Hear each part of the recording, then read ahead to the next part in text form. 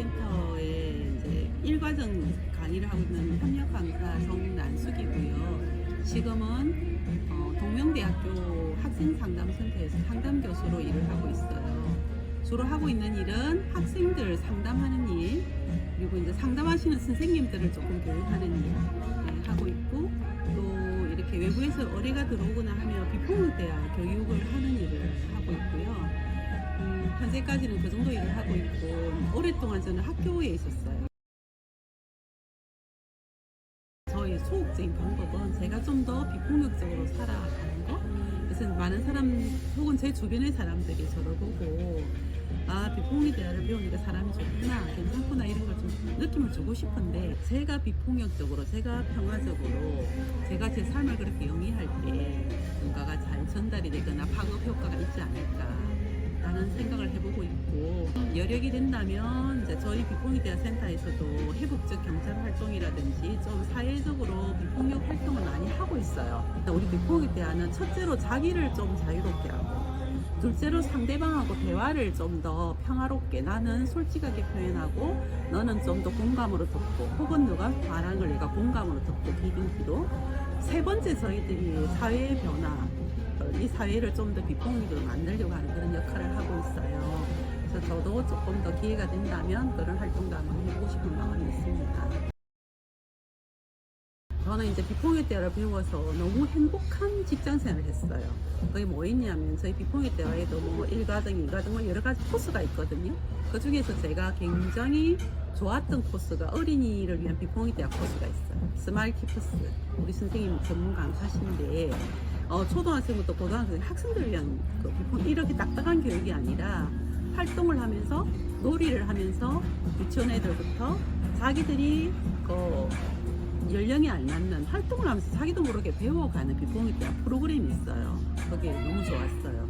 그걸 배워서 배운 걸 아마 1000% 썼나 봐요. 정말. 그 학생들과 스마일 키퍼스 교육을 엄청 했거든요. 그걸 변해가는 학생들, 빨리 변하잖아요, 우리 학생들은.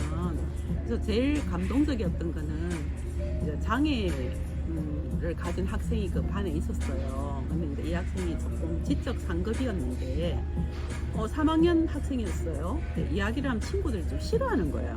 걔가 이야기를 하면 뭔가 이제 맥락이 안 맞게 이야기를 하니까. 근데 그 반에서 스마일 키퍼스를 한 1년 가까이 했거든요. 그런데 1년 정도 배웠을 때 그 반 학생들이 걔가 딱 손을 들고 이야기하는데 너무나 기쁜 표정으로 기다려주는 걸 보고 선생님하고 제가 손잡고 울었어요. 아이들이 그 친구를 기다려줄 줄 알게 되고, 사실 초등학교 3학년 참 기다리기 어렵거든요. 근데 이제 활동을 알게 된 거예요. 자기들이 존중받는 만큼 이 친구도 존중이 필요하고, 그래서 친구들이 힘으로 이 친구가 너무 행복한 1년을 보내고, 엄마도 저에게 고맙다고, 우리 반은 아니었어요. 담임생도 고맙다고 했는데, 근데 담임생하고 제가 막 부둥켜 안고 울었거든요. 너무 행복해서. 근데 그 프로그램이 너무 좋았고, 또 어떤 프로그램이 있느냐 하면, 비폭력 대화에 기반한 갈등 중재 프로그램이 있어요. 이제 이게 학교에 있으면 또래 상담과 비슷하기도 하고, 이제 근데 그 프로세스도 똑같아요. 관찰, 느낌, 욕구, 부탁을 좀 많이 하죠. 서로 조정을 해줘야 되니까. 그 프로그램을 배워가지고 제가 학생들을 가르쳤어요. 초등학교 6학년 애들을 가르쳐서 또래 중재단을 만들었는데, 이 학생들이 배워가지고 너무 좋은 이야기를 해주는 거예요, 저에게. 선생님이 학교 보면 너무 싸우는 2명이 있었대요. 그래서 선생님 골치 아파 죽겠다, 너 그거 배웠지? 쟤 중재 좀 해봐 했대요. 근데 이 애들이 걔를 데리고 나가 중재를 했는데 뭐 6학년이 되어가지고 하루도 안 빠지고 둘이서 싸웠는데, 그때가 한 7월달쯤 됐거든요. 처음으로 걔 둘이가 정상적인 대화를 했대요. 걔들이 와서 나한테 막 보고를 하는데 너무 막 진짜 눈물이 나더라고요. 제가 그전에 했던 교육이 조금 사랑을 감추는 대화였다면, 제가 비폭력을 배워서는 사랑을 표현하는 대화를 했기 때문에 저도 마음이 너무 편하더라고요. 그래서 좀 그런 것들이 저를 굉장히 행복하게 했어요.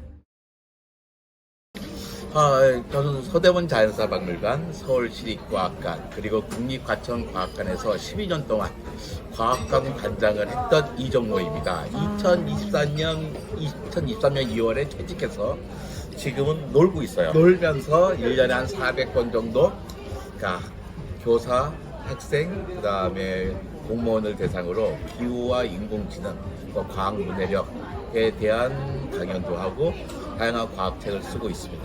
요즘은 유튜브에도 즐겨 나갑니다.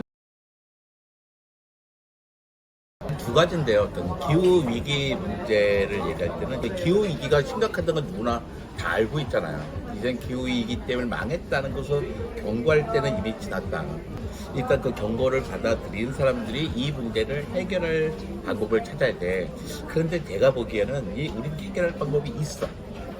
기술은 다 갖고 있는데 이거 아직 의지가 없을 뿐이다. 이제는 경고에서 해결로 넘어가자라는 이야기를 강조하고 있고 그 자신감을 갖자는 얘기예요. 그걸 충분히 할 수 있다.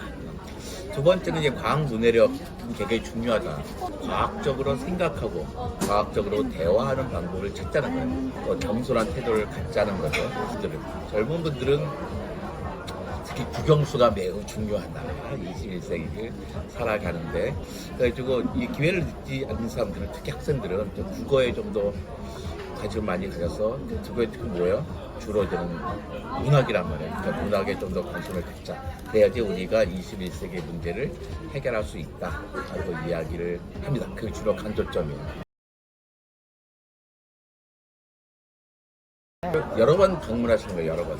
여러 번 방문하시다 보면 자기의 질문하는 포인트를 찾을 수가 있어요. 자연사 박물관이나 과학관은 호기심을 해결하려고 하는 게 아니라 새로운 질문을 얻어가려고 하는 거예요. 질문을 찾기 위한 거예요. 답은 세상에 널려 있어요. 때때 이 세상에 필요한 질문을 찾지 못한 거예요. 질문에서 답을 찾는데 육하 원칙이 있잖아요. 이런 질문들을 따져보는 거예요. 육하 원칙을 다 할 수는 없어요. 근데 한 적어도 8개의 W와 하나의 H가 있잖아요. 6개 중에 한 2개 정도를 조합한 질문들을 만들어 보는 거예요. 여러 개 조합할수록 좋은 질문이 되는 거예요. 좋은 질문이 뭐냐면 구체적인 질문이 되는 거거든요. 근데 그것들을 잠깐 연습하다 보면 돼요. 그래서 내가 의도를 갖고 막 할 필요는 없어요. 그냥 가서 자주 같이 가다 보면 돼요. 혼자 가는 것보다는 누구랑 같이 가는 게 좋아요. 그래야지 대화를 통해서 새로운 질문이 떠오르니까. 그냥 갔다 와서 얘기하고 아까 같이 갔다 와서 딱 차 타고 집에 가는 게 아니라 또 느낌들 이야기하고 그다음에 자기가 이해 못했던 거 물어보고 이런 거죠. 하루 앞에서 한 번에 갔다 와서 어떤 답이 나오고 그럴까요? 그렇지 않아요. 오래 걸려요. 몇 년이 걸린단 말이에요. 30대 후반, 40대 초반에 내가 이 세상을 주도한다 했을 때 그때까지의 내가 질문들을 계속 쌓아 나가는 거예요. 질문을 쌓아 나가면 우리는 해결점을 찾을 수 있습니다.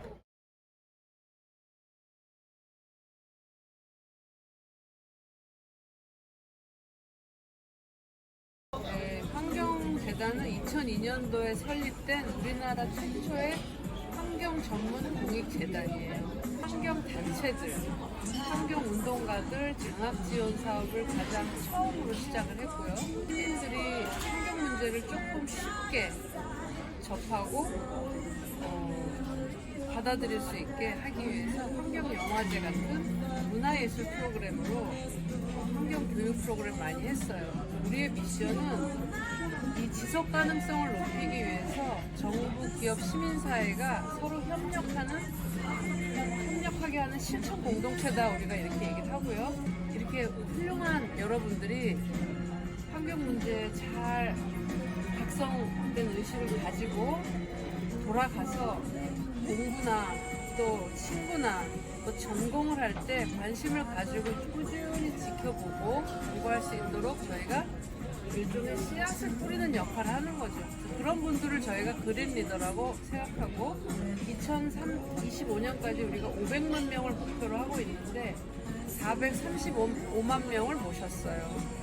그래서 올해 65만 명을 모셔야 합니다. 저희는 그런 그린 리더 분들을 많이 육성해서 그분들이 돌아가서 각 분야에서 기후환경 문제가 가장 우선이 될 수 있게 생각하고 실천할 수 있도록 돕는 조직입니다. 저희가 환경 문제라는 게 좀 누구든지 중요해 그러니까 내가 꼭 배워야지 이렇게 생각하는 문제는 아니잖아요.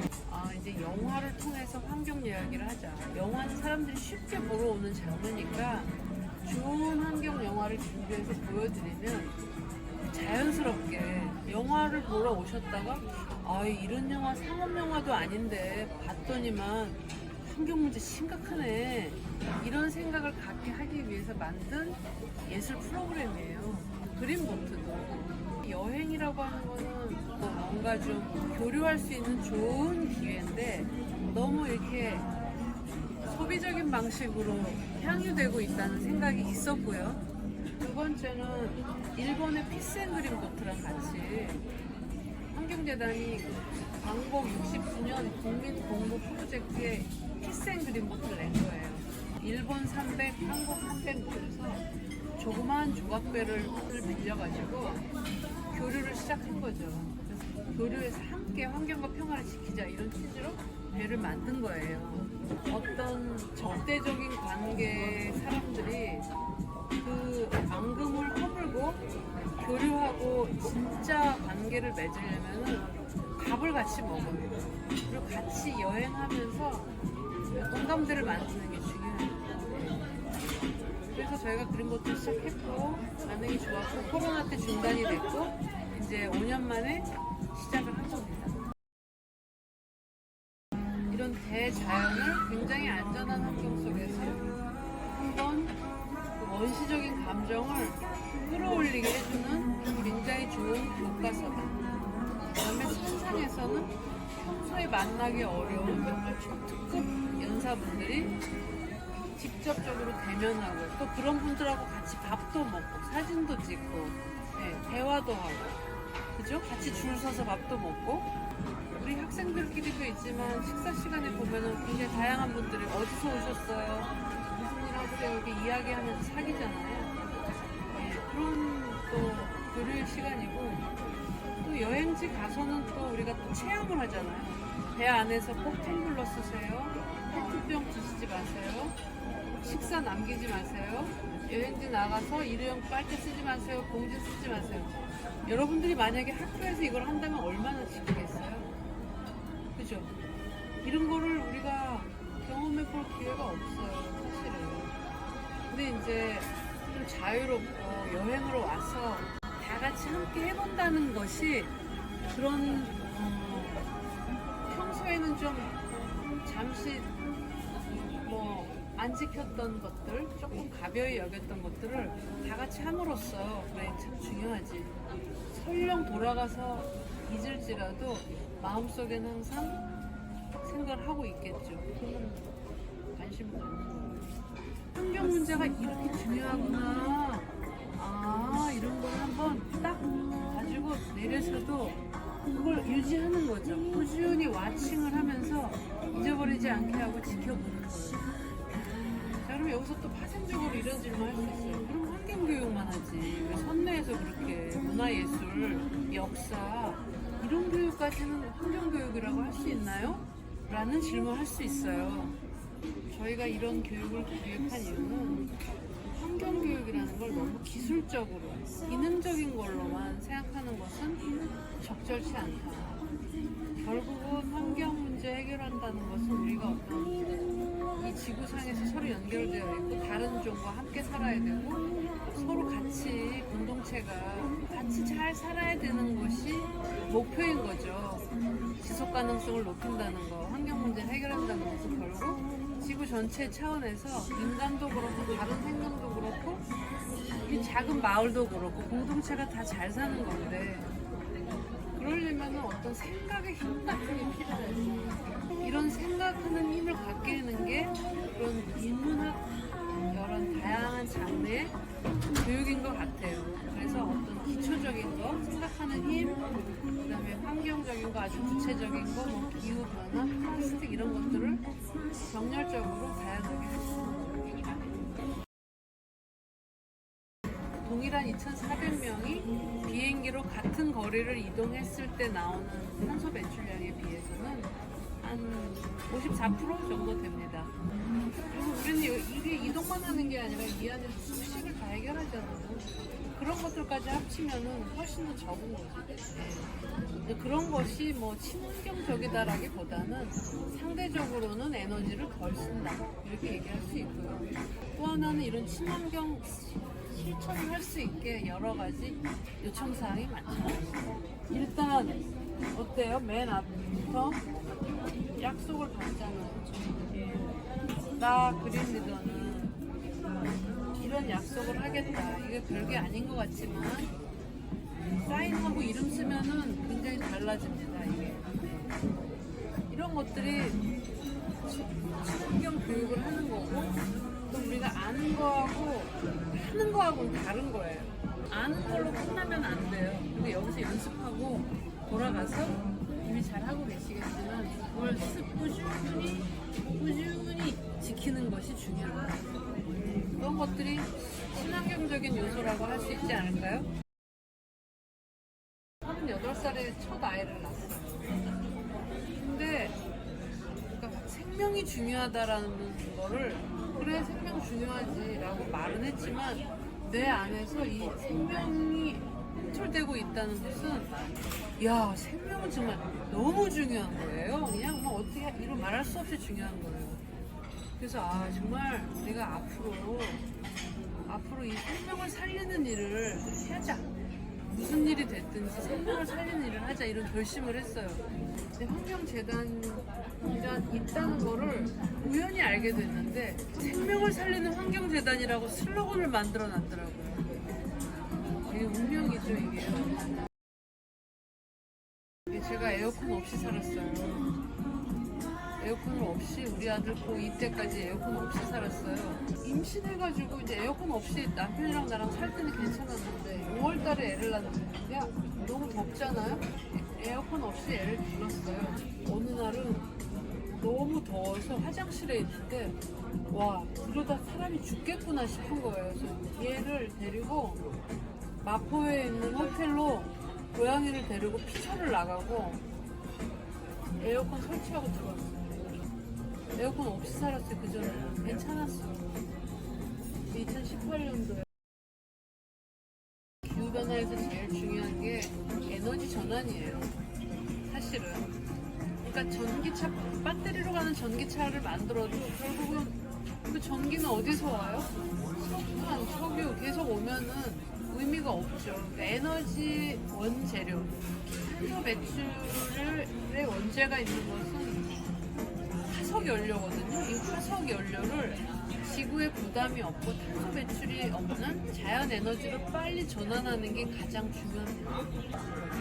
지금 전 세계적으로는 지금 재생 에너지 쪽으로 빨리 전환하고 늘리고 있는데 우리나라는 4%? 5%밖에 안 돼요. 그래서 되게 이 재생 에너지 쪽으로 에너지 전환하는 게 속도가 가장 중요한데 속도가 중요한 이유는 기후 재난보다 빨리 에너지 전환하는 게 필요한 거예요. 기후 위기가 우리가 IPCC가 예상한 것보다 더 빠른 속도로 지금 진도가 나가고 있어서 환경 정책이라는 것도 에너지 전환이 중요하고 일용 컵 반환 보상 제도를 했다가 또 어느 날 갑자기 졸속으로 없애버리고 빨대를 플라스틱으로 했다가 종이 빨대를 했다가 또 없애버리고 환경단체나 전문가나 또 미래 방향에 대해서 명확하게 비전이 있는 지도자가 빨리 이걸 할 수 있도록 부처를 촉진을 해야 그걸 하려고 해서 하는데 계속 재생에너지를 모르는 분위기엔 누가 그걸 하겠어요.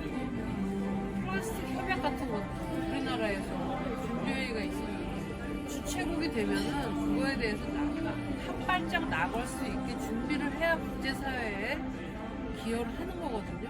주최국이 아무것도 홍보도 안 하고 뭐 그런 회의가 있다는 것도 모르게 했어요. 근데 앞으로 플라스틱 협약은 될 거예요. 되면은 지금처럼 편리하게 플라스틱을 못 써요. 지금 플라스틱 협약이 안 된 이유는 대체제가 없기 때문이에요. 과학적으로 IPCC처럼 명확하게 과학적으로 이렇게 나쁘다라는 게 명확하게 다 결정화된 내용들이 좀 덜 나왔고 대체제가 부족하기 때문에 금지하기가 되게 어려운 거예요. 그래서 엊그저께 환경부가 플라스틱 사용할 때 재활용품 10% 이상 넣으라라고 의무화 시켰거든요. 근데 그런 것들이 더 늘어나야 되는 거죠. 오늘 저녁 쇼 대체할 수 있는 베네치아 이나모라타 쇼는 밤 11시 타임만 진행됩니다. 라타 쇼는 밤 11시 타임만 진행됩니다. 잘 재활용되고 선생님의 너그러운 다른 환경을 오염시키지 않게 잘 완전 무결하게 선순환으로 재활용될 수 있는 구조를 만들어내는 것 이런 것들이 중요합니다. 저는 우리 공교육에서 꼭 이거를 가르쳤으면 좋겠는데 보통 외국의 정말 사립학교, 엘리트들을 기르는 사립학교들에서는 뭘 가르치냐면 이 지구 차원의 문제에 대해서 책임감을 가르쳐요. 내가 이렇게 잘 배웠고 좋은 환경에서 교육을 받은 사람은 앞으로 나가서 더 많이 기여해야 된다라는 거를 배워요. 근데 우리는 너 공부만 해. 엄마가 다 해줄게. 너 공부만 해. 그런 거 하지 마. 어디 그런 데 가서 교회 가서 기부를 하지 마.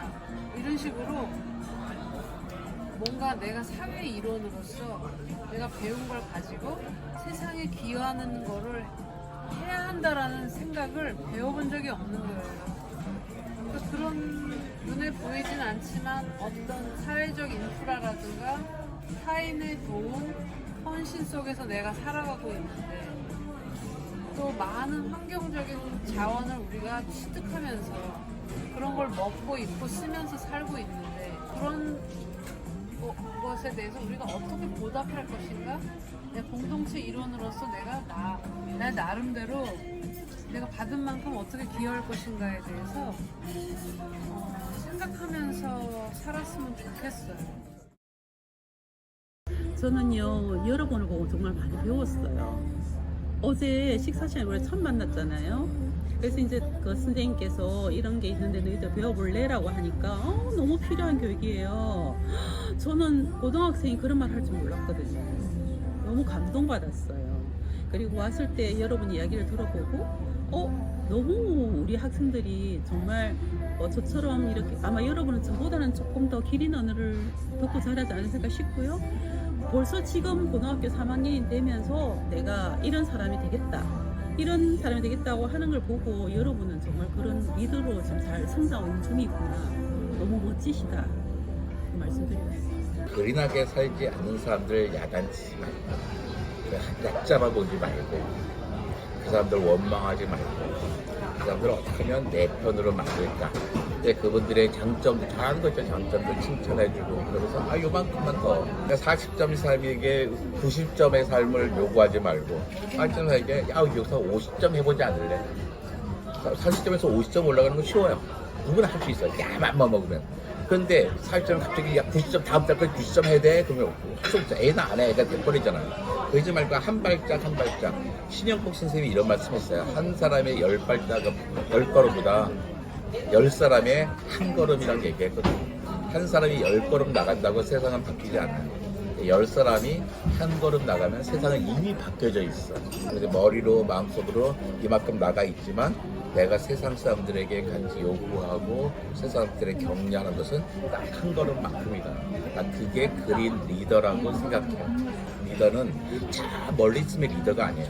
내 앞에서 한 발짝을 손을 내밀 수 있는 사람이 리더예요. 리더가 되자. 한 발짝 앞에서. 난 이 이야기를 같이 나누고 싶어요. 이제 고등학교는 우리 전북교육청이 처음인 것 같아요. 그래서 일단 이렇게 어려운 선발 과정을 거쳐서 오신 거는 엄청 대단한 정말 기회고 여러분들이 와서 혼자서 있지 말고 각자도 친해지고 다른 분들하고도 친하면서 다른 사람은 어떤 생각을 하고 있는가 하시고 또 선대 활동도 열심히 하시면서 돌아가셔가지고 뭐 여기서 말하는 이 규칙이라는 게 얼마나 단순해요. 그러니까 제가 뭐라고 말씀드렸죠? 어웨어니스 딱 그쪽으로 방향을 딱 틀어서 와칭을 계속 하셔야 돼요. 계속 찾아보고 하셔서 앞으로 이 기후 대응, 기후 솔루션 분야는 직업적으로도 상당히 유망합니다. 지금 방금 요구하고 싶은 것은 스스로 그린 리더가 돼서 주위에 알리고 또 만나는 사람들끼리 계속 꾸준히 만나서 지금 배운 것을 더 확장하고 또 앞으로 더 심화시키고 또 개인적으로 직업적으로 앞으로 좀 미래의 직업을 어떻게 할 건가 정하잖아요. 그러니까 관련된 직업을 하시면 상당히 유망할 거다. 기후 문제를 해결하는 쪽은 굉장히 위태로운 문제이기 때문에 유망하다. 그런 쪽으로 직업적으로 선택해 주시면 좋겠다.